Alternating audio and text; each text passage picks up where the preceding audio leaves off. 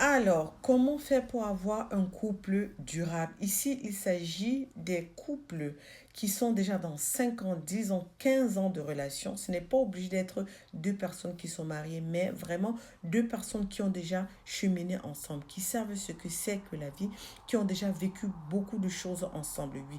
Alors, comment faire pour continuer de durer dans cette relation? C'est de ça qu'il s'agit aujourd'hui. Déjà, première des choses, il faut prioriser ton couple. Beaucoup diront prioriser son couple, pourquoi, comment? Alors oui, il faut prioriser ton couple. Parce que tu sais très bien que lorsque tu priorises ton couple, c'est un peu comme quand tu es dans le début de la relation. Tu donnes tout, tu veux tout faire pour faire plaisir à ton partenaire ou à ta partenaire. Lorsque tu priorises ton couple, alors tu feras tout pour faire en sorte que vous continuez de cheminer ensemble. Tu feras tout pour continuer de plaire à ton partenaire. Oui, c'est ça. Lorsque tu fais de ton couple ta priorité, tu verras que cette étincelle continuera de briller. Deuxième chose, qu'est-ce qu'il faut faire? C'est entretenir ton partenaire.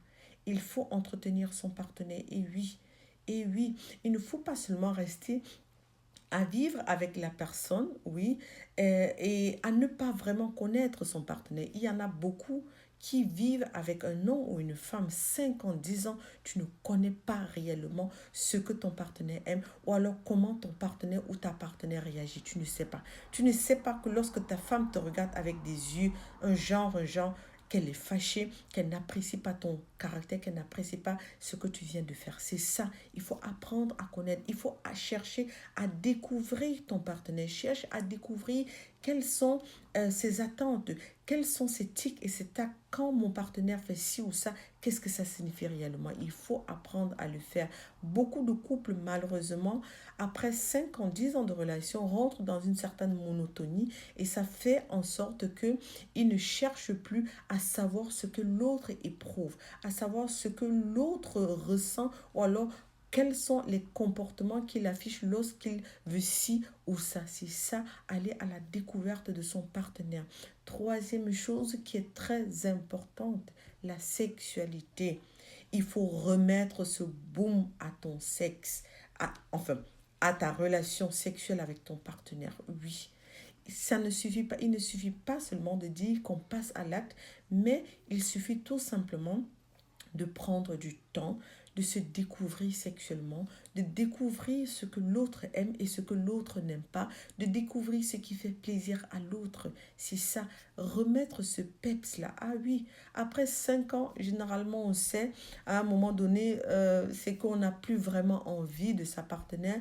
Il va venir, ton homme, il va venir, il a envie, il s'est joué son film là dans la tête. Dès qu'il a envie, il rentre à la maison, il t'attrape, tac, tac, tac, tac, il est content, il est satisfait et puis c'est tout.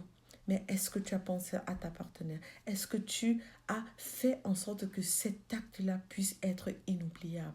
Non, tu as seulement pensé à toi.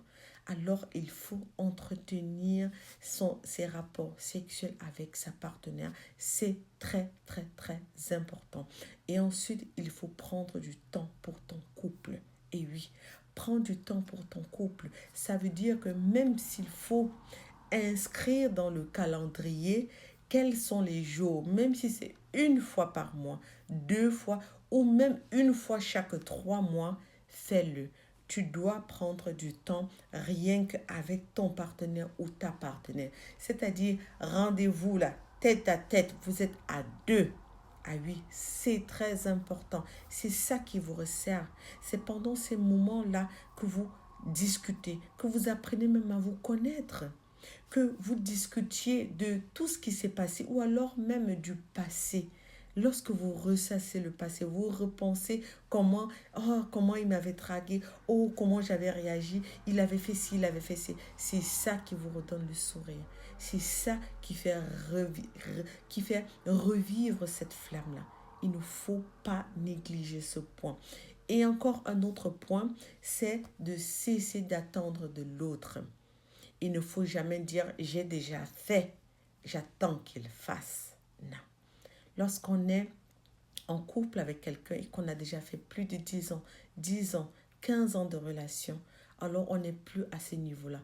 Alors on n'est plus à cette étape où on cherche à plaire à l'autre ou alors on cherche forcément à ce qu'il à ce qu'il à ce qu'il se déploie pour nous. Non. Au contraire, on a une autre pensée.